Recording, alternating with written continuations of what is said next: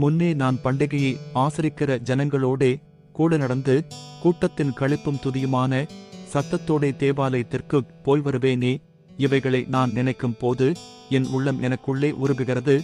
சங்கீதம் 42வது சங்கீதம் 4வது வசனம்.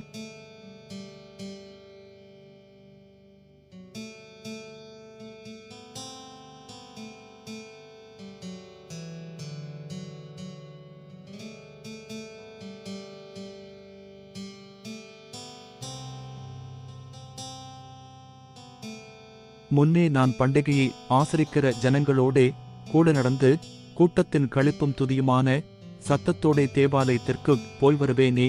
இவைகளை நான் நினைக்கும் போது என் உள்ளம் எனக்குள்ளே உருகுகிறது. சங்கீதம் 42வது சங்கீதம் 4வது வசனம்.